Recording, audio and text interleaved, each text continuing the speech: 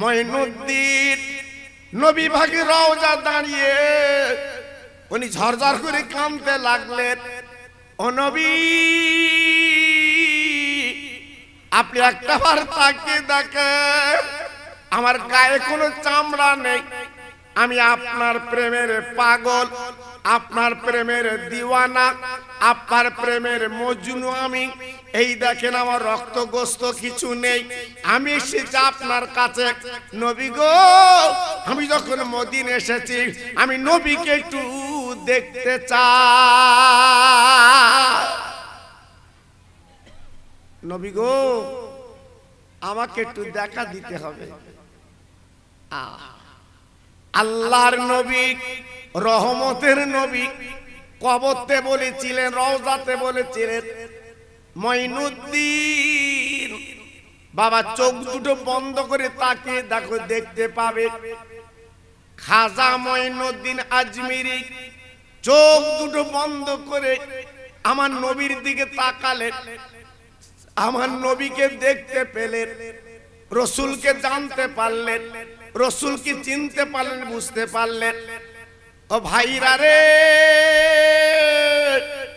আমার নবী পাক দেখে বলেন, মঈনুদ্দিন আজকের গায়ের চামড়া তুমি ছিলে, আজকে রক্ত দিয়ে আজ যেমন তুমি এসেছো, আমি নবী তোমার একটা পুরস্কার দিলাম। যাও যাও, ভারত নামক একটা জায়গা চলে যাও, আমি কলেমার পতাকা তোমার হাতে দিলাম, তুমি কোরআন আর কলেমা নিয়ে তুমি চলে যাও। ওই ভারতের জমিনে কোরআন কলেমা তুমি বলবে, ওই ভারতের রাজা আমি আল্লাহর নবী বানিয়ে দিলাম। আরব সাগর পাড়ি দিয়ে ইমানের কলমা হাতে নিয়ে, নবীর মহব্বতের পানি বুকে নিয়ে উনি আজমির নামক জায়গায়,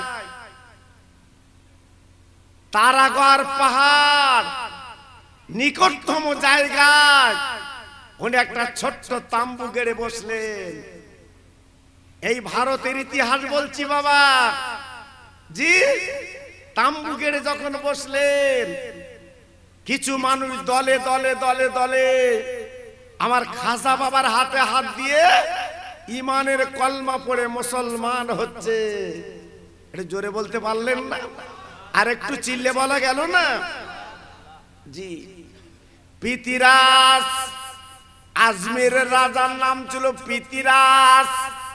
পৃথিরাজের কাছে সংবাদ পৌঁছে গেল, ও পৃথিরাজ, একটা মুসলমান ফকির এসেছে, সে আজকে নতুন ধর্ম চালু করেছে, কোরআন আর কলেমা। পৃথিরাজ মুস্কে হেসে বলেছিল, আজমিরের মাটিতে কোরআন কলেমা চলবে না। তাই অজয় পালকে ডেকে বলল, অজয় পাল, তুমি কি পারবে ওই মুসলমান ফকিরটাকে মারতে, আজমির থেকে তাড়িয়ে দিতে? পৃথিরাজ ডেকে বলল, অজয় পাল জবাব দিল। অজয় পাল বলল, ও আজমিরের রাজা পৃথিরাজ, একদম চিন্তা করবে না, এক মুহূর্তের মধ্যে আমি কোরআন কলেমা বন্ধ করব। না না না না না না, পারবে না, পারবে না। যেটা আমার নবী পাক নিজে বলে দিয়েছে, এই ভারতবর্ষের রাজা আমার খাজা বাবাকে বানিয়ে দিয়েছে।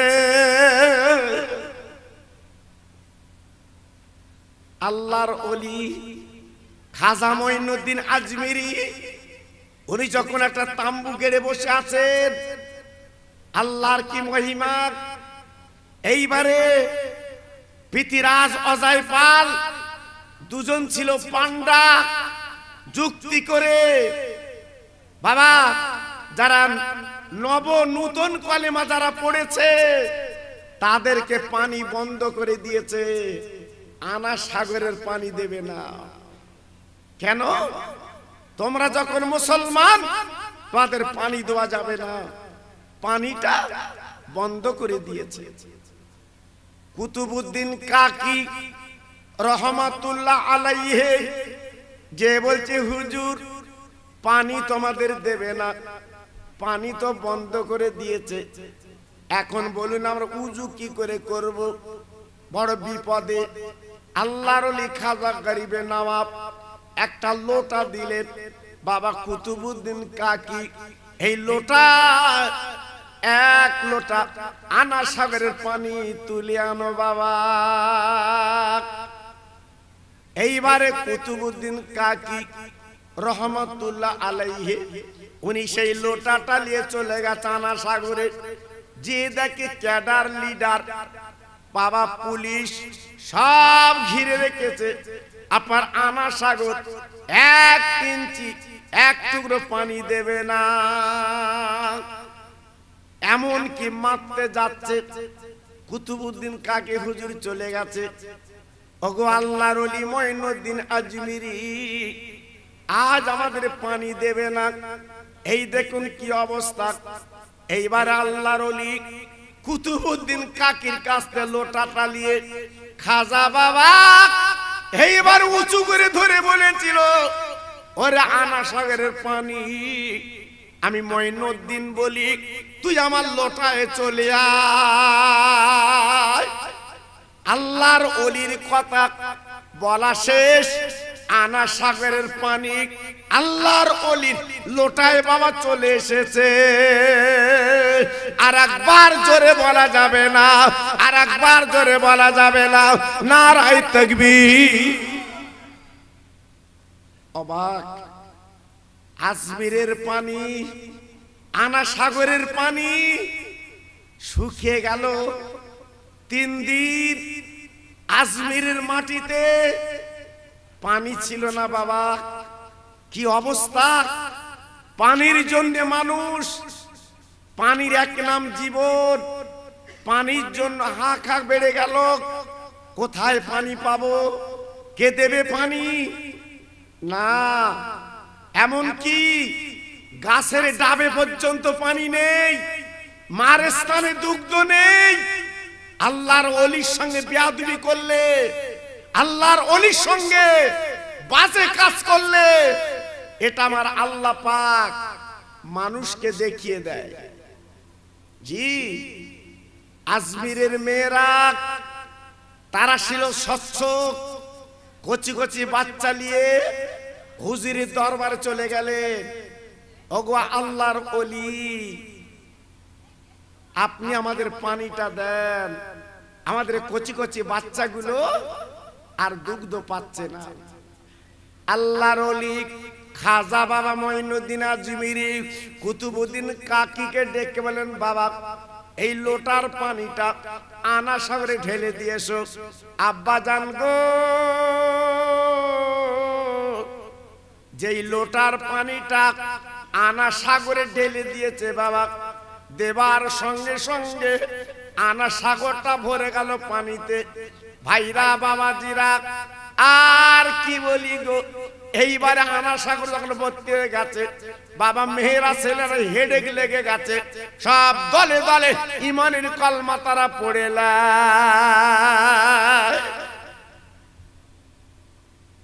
ও ভাইরা বাবাজি কি বলবো, আল্লাহ পাক কোরআনে বলেছে, ওয়ালা তাকুলু লিমা ইয়াকতালু ফি সাবিলিল্লাহি আমওয়াত বাল আহয়াউ ওয়ালাকিন লা তাশকুরুন।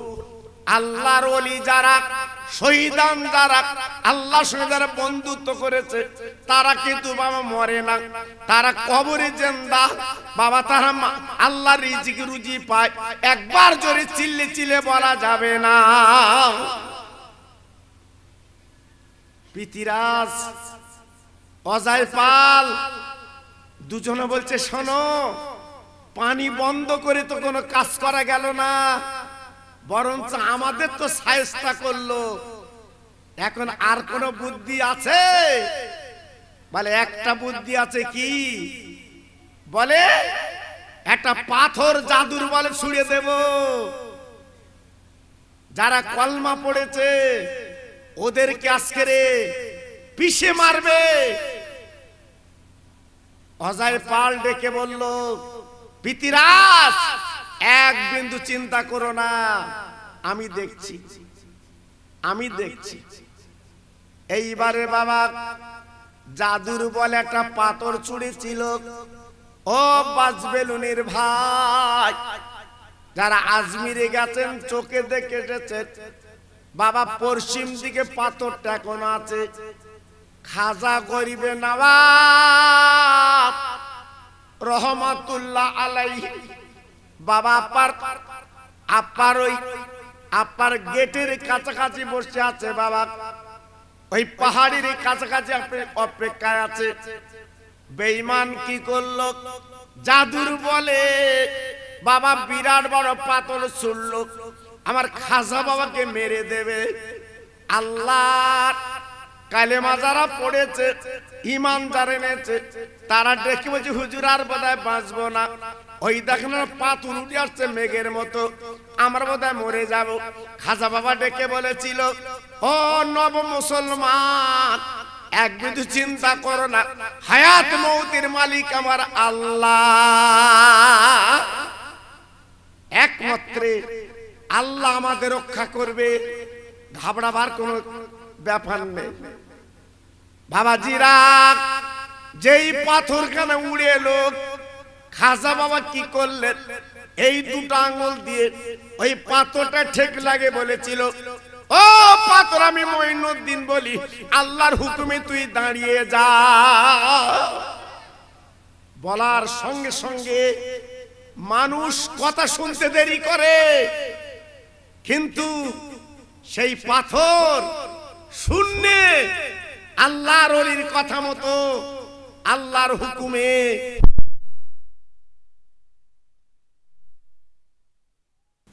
আপনি কালকের গেলে আপনি কালকেরই দেখতে পাবেন। জি, আমি খোকা ভাই আপনাকে বলছি, আপনি কালকে যান, আপনি কালকে দেখতে পাবেন। খাজা বাবার দুটো আঙ্গুলের দাগ ওই পাথরে এখনো পর্যন্ত লাগা আছে, দেখা যায়। আল্লাহর ওলি সেই খাজা মঈনুদ্দিন আজমিরি রহমাতুল্লাহ আলাইহি, তিনি কি জীবন তৈরি করেছে, গড়েছে বাবা। তাই আমাদের দেশ থেকে কিছু মানুষ একটু খাজা বাবার দরবারে যায়, গাড়ি করে যায়, আবার অনেকে ঠাট্টা করে, যে তোমরা খাজা বাবার কাছে যাচ্ছ, ওখানে যে তোমরা কি পাবে বাবা। দেখেছে? আল্লাহর ওলির দরবারে গেলে পাওয়া যায়। যারা গেছে তারা জানে, আল্লাহ পাক যাদের নিয়ে গেছে একমাত্র তারাই সৌভাগ্যবান। আল্লাহর ওলির দরবারে গেলে মনটা স্বচ্ছ হয়, ঠান্ডা হয়। কেন? একটি ইতিহাস আপনাদের বলে দিয়ে যাচ্ছি। খাজা বাবার নামে, খাজা বাবার একটা ভক্ত প্রত্যেক সোমবারে করে উনি গ্রামের বাচ্চা এতিম মিসকিন উনি খাওয়াতেন। গ্রামবাসী জিজ্ঞাসা করছে, হারে তোর মা মরিনি, বাপ মরিনি, কার নামে খাওয়াচ্ছিস? বলে আমি খাজা বাবার নামে খাওয়াই। টিটকারি করছে, ঠাট্টা করছে, যে মা বাপের নামে লোক খাওয়ায় আর তুই খাওয়াচ্ছিস খাজা বাবার নামে। তোর মতো বিয়াকুবার আছে? বলেন আমার ভালো লাগে, আমার ভালো লাগে। খাওয়াতে খাওয়াতে বাবা গরিব হয়ে গেছে। বাবা লাখ লাখ টাকার মালিক, এখন নিঃস্ব গরিব। গ্রামবাসী ডেকে বলছে, ও ভাই, আজকের খাজা বাবার নামে খাবি, তুই কি পেলি? তোর একটা মাত্র মেয়ে, তুই বিয়ে দিবি কি করে? তুই তো সব নিঃস্ব গরিব হয়ে গেছিস। ভাইরা, বাবাজিরা, খাজা বাবার ভক্ত বাবা আর খাওয়াতে পারে না, আর কিছু নেই। কি খাবে? খাবার মতো কিছু নেই রে। তাই মেয়েকে নিয়ে আজমির শরীফ গেলে। ও ভাই, জিন্দা পীর আমার খাজা গরিবের নাম আজমির শুয়ে আছে গো। উনি সালাম দিয়েছে, আসসালামু আলাইকা ইয়া ওলি আল্লাহ। তিনবার যখন সালাম দেয়, আমার খাজা বাবা কোনো জবাব যখন দেন না, উনি তখন চিন্তা করলেন আমি এতদিন আজকে আমি জান্নামে খাবিছি, সব তো বেকার হয়ে গেছে, আজকে আমার লস হয়ে গেছে। আমি জানতাম খাজা বাবা জিন্দা, কিন্তু আজকে দেখছি উনি তো মুর্দা মরা। উনি চিন্তা করলেন আর খাবো না। এই বলার পরে খাজা মঈনুদ্দিন দরবার থেকে উনি চলে আসবেন বাবা। মানে হাতে ছিল একটা লাঠি, হুজুর রওজা পাকে বাবা তিনটে উনি ছড়ি মারলেন হুজুর রওজায়। মারার পরে মেয়েকে বলছে মা চলো চলো বাড়ি চলো, আর কোনোদিন এমন করে খাওয়াবো না, আজ থেকে ভুল ভেঙে গেল। খাজা বাবা তো মৃত্যু, উনি তো মরা, উনি জিন্দা হলে তো কথা বলতে। দুইজনে গুটি গুটি পায় বাড়ি আসছে। আস্তে আস্তে একটা গাছের তলায় দুজন বসে মেয়ার বাপ চিন্তা করছে আমি এতদিন খাবিয়ে সব বেকার হয়ে গেল, চিন্তা করছে। হঠাৎ একজন অচেনা মানুষ, কি সুন্দর মুখে তার দাড়ি, বাবা মাথায় তার টুপি, একটা অ্যাটাচি বাক্স এনে বলছে ও খাজা বাবার ভক্ত, এই লাও বাক্সটা তুমি রেখে দাও, আমি একটু স্টেঞ্জার কাজ করব, আমি একটু বাইরে যাব। এই বলার পরে এইবারে বাক্স খানা দিয়ে উনি চলে গেলেন গো। আল্লাহর ওলি, আল্লাহর বন্ধু দরবারে ফিরেছে, কিন্তু ভাড়ার পরে একটু লক্ষ্য করে দেখুন আজকের কি অবস্থা বাবা। এমন অবস্থা কি হলো, এইবারে উনি বাক্স নিয়ে বসে আছে বাবা, বাক্স নিয়ে বসে আছে। কিছুক্ষণ পরে বাবা তাকিয়ে দেখে উনি কিন্তু এলেন না। 1 ঘন্টা চলে গেল গো, উনি কিন্তু এলেন না। আল্লাহর ওলির ভক্ত বাক্সটা নিয়ে বাড়ি চলে এলেন। বাড়ি আসার পরে এইবারে বাবা খাটের তলায় রাখলো, রাখার পরে এইবার উনি চিন্তা করছে, রাতে ঘুমাতে পারে না। আল্লাহ গো আজকের কি অবস্থা, আমি আল্লাহর ওলি তোমার বন্ধু, তার নামে আজকে আমি এই খানা পিনা করতাম, কিন্তু আজকে আমার ভুলটা ভেঙে গেছে। এই বলার পরে গভীর রাত, এইবার দরজা ঘাট দিচ্ছে। খাজা বাবার ভক্ত গো একটা বার তুমি চলে এসো। উনি ঘর থেকে বেরিয়েলেন, বেরিয়ে দেখ অন্য কেউ না, উনি সেই বাক্সওয়ালা। ডেকে বলছে বাবা তুমি আমার কাছে বাক্সটা দিয়ে তুমি কোথায় গিয়েছিলে? বলে কেন?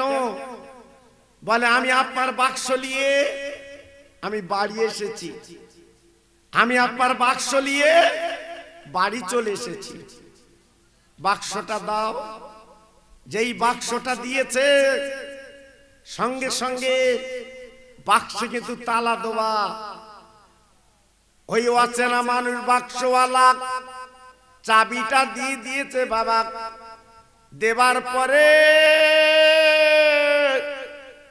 এইবার বাক্স গুলে দেখা গেল বাক্সের ভিতরে শুধু টাকার টাকা। খাজা বাবার ভক্ত ডেকে বলছে আজকের এত টাকা এই জাপার বাক্সের ভিতরে।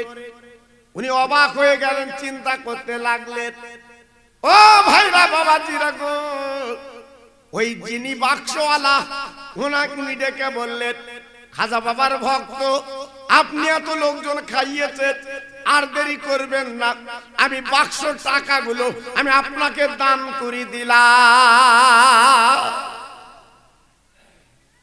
আমি এই বাক্স যত টাকা আছে সব টাকাগুলো আমি দিয়ে দিলাম। জি, ওই খাজা বাবার ভক্ত ডেকে বলছে, আপনি কি পাগল হয়ে গেছেন? এত টাকা আমাকে দিচ্ছেন কেন? হ্যাঁ, এত টাকা আমাকে দিচ্ছেন কেন? বলে, আপনি না খাজা বাবার ভক্ত, প্রত্যেক সোমবারে করে এতিম মিসকিন ফকির আপনি খাইয়েছেন, আজকের আপনি গরিব হয়ে গেছেন, তাই আজকের টাকাগুলো আপনাকে দিলাম। খাজা বাবার ভক্ত ডেকে বলছে, হুজুর আপনি কে? আমার একটু পরিচয়টা দেন। আপনার মধ্যে এত দয়া, এত মায়া, আপনি বাক্সের টাকা আমাকে দিচ্ছেন। এইবার বাক্সওয়ালা ডেকে বলছে, ও বাবা খাজা বাবার ভক্ত, একবার তাকিয়ে দেখ আমি কে? আমি অন্য কেউ না, যার রওজা তুমি গিয়েছিলে আমি সেই খাজা বাবা। নারে তাকবীর, নারে তাকবীর। আমি সেই গরিবে নওয়াব, আমি সেই খাজা মঈনুদ্দিন আজমিরি, আজকে তোমার কাছে হাজির। ডেকে বলছে, হুজুর আপনি যে খাজা মঈনুদ্দিন, আমি আপনাকে চিনব কি করে? বলে, বাবা তুমি যে 3টে ছড়ি মেরেছিলে হুজুরের রওজায়, একবার আমার পিঠের দিকে তাকিয়ে দেখো, এখনো পর্যন্ত 3টে দাগ তুমি দেখতে পাবে। যেই জামাটা খুলেছে তাকিয়ে দেখে পিঠে 3টে সেই ছড়ি লাঠির দাগ কিন্তু লাগানো আছে। দেখুন, আল্লাহর ওলিরা যে মরে না, আল্লাহর বন্ধুরা যে জিন্দা, জ্বলন্ত নজির আমার খাজা গরিবে নওয়াব মঈনুদ্দিন আজমিরি সঞ্জারি রহমাতুল্লাহ আলাইহি, তার জ্বলন্ত প্রমাণ পৃথিবীতে দেখিয়ে দিয়েছেন। তা আজকের আমি বলবো, ভারতবর্ষের মুসলমান এক বিন্দু চিন্তা নেই। আল্লাহ কোরআনে বলেছে, ওয়ালা তাহিনু ওয়ালা তাহজানু ওয়া আনতুমুল আলাউনা ইন কুনতুম মুমিনিন। আল্লাহর কোরআন বলছে, তোমরা হেয় হবে না, লাঞ্ছিত হবে না, বঞ্চিত হবে না, পদস্খলিত হবে না।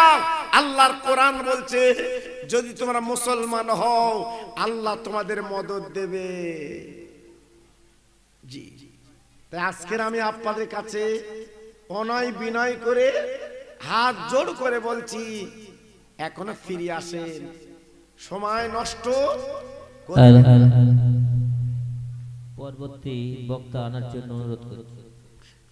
বুঝলেন, আপনার আল্লাহর হুকুম, আলেমদের যা দাওয়াত ছিল তার থেকে আমি দেখছি মাশাআল্লাহ অনেক আলেম এসে গেছে।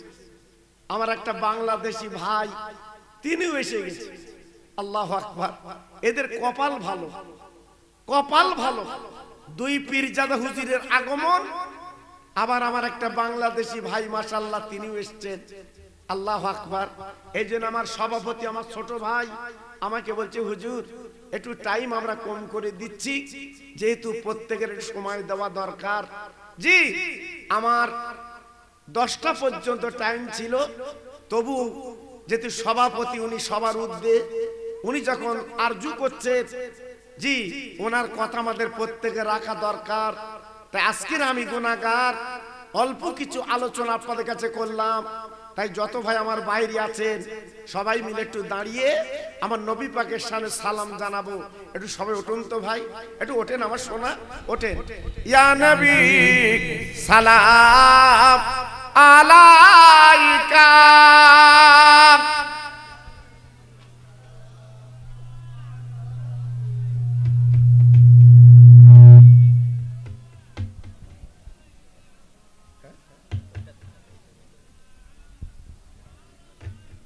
মাশাআল্লাহ। হযরত ওমর যখন কলেমা শরীফ পড়লেন, দ্বীনের দাওয়াত যখন গ্রহণ করলেন, সেই হযরত ওমর ফারুক রাদিয়াল্লাহু তাআলা আনহু বলেছিল, হুজুর আর আমরা গোপনে ইসলাম প্রচার করব না, এইবার সদরে আল্লাহর কাবায় আমি কোরআন আর কলেমা প্রচার করব।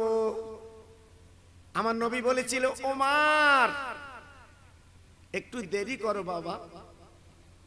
না, ওমর ছিল কড়া মানুষ, 13 জন সঙ্গী করে নিয়ে আল্লাহর কাবা, যে কাবার দিকে তাকে আমরা নামাজ পড়ি, কাবাতে শরীফাতে আল্লাহু আকবার, সেই কাবা হযরত ওমর তওয়াফ করতে লাগলেন।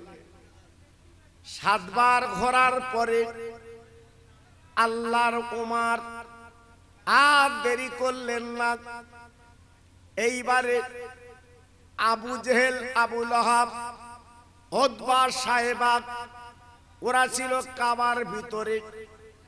ডেকে বলছে, ওমর কি ব্যাপার, তুমি আজকের ইমানের কলমা, আজকের ইমানের কলমা আজকে তুমি কি পড়েছ?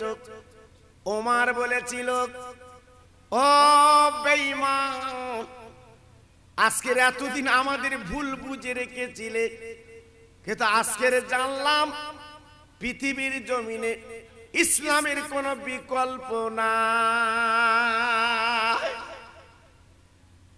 ভাইরা, বাবাজিরা, ও আল্লাহর পাগলেরা, আজকে আমি আপনাদের কাছে বুঝে দেই বাবা, সেই ওমর ফারুক যখন ইমানের পথে এলেন, কলেমা যখন গ্রহণ করলেন বাবা, আর দেরি হলো না, দলে দলে সব ইসলাম কবুল করতে লাগলেন। একবার জোরে চিল্লে বলেন সুবহানাল্লাহ। আজকের সেই কোরআন আর কলেমা আজকের আমাদের কাছে যেন একটু করুণ হয়েছে। জি, আজকের আমাদের কাছে একটা বোঝা হয়ে পড়েছে। সেই কোরআন আর কলেমার দাম আজকের আমরা কিন্তু দিতে চাচ্ছি না। তাই আজকের দুঃখ লাগে, আমরা নাম কি অস্তে মুসলমান। জি, এমন অনেক ভাই আমাকে আরজু করেছেন, হুজুর এই ভারতবর্ষের রাজা যার নাম হচ্ছে খাজা গরিবে নওয়াব, আপনারা ওয়াজ ইউটিউবে দেখেছেন, শুনেছেন। জি, এক একটা দিক দিয়ে আলোচনা করতে গেলে রাতের পর রাত কেটে যাবে, ফুরাবে না। আমার খাজা বাবা, ওনার বাড়ি হচ্ছে ইরাকে। জি, আল্লাহু আকবার। যেখানে আল্লাহর ওলিরা বাগদাদ শরীফ যেটা বলা হয়, ওই বাগদাদের নিকটতম জায়গায় মঈনুদ্দিন চিশতি রহমতুল্লাহ আলাইহির বসত বাড়ি ছিল বাবা। জি, আল্লাহর ওলি মঈনুদ্দিন আজমিরি 8 বছর কম বেশি বয়স, ওনার আব্বাজান মারা গেলেন। আব্বার নাম বাবা গিয়াসউদ্দিন রহমাতুল্লাহ আলাইহি। বাপের বুকের উপরে পড়ে বাবা ছোট্ট বাচ্চা মঈনুদ্দিন কাঁদতে লাগলেন, আব্বা গো, আজকের আপনি দুনিয়াতে চলে গেলেন, আজকের আমি কাকে আব্বা বলে ডাকবো, কাকে আজকের আমি আনন্দ করব কাল নিয়ে। ওনার জনম দুঃখিনী মা এলেন, গলাটা জড়িয়ে বললেন, বাবা, ও বাবা মঈনুদ্দিন, কেঁদো না বাবা, তোমার আব্বা নেই, মারা গেছে, আমি তোমার মা বেঁচে আছি বাবা। এইবারে মায়ের আদর পেয়ে আব্বার কথা ভুলে গেলেন। অল্প দিনে বাবা হাফেজে কোরআন, বাবা শিক্ষা দীক্ষায় আল্লাহ পাক ওনাকে বাড়িয়ে দিলেন। কিতাবে বলা আছে, যখন ওনার 14 বছর বয়স, ওনার মা কিন্তু মারা গেলেন।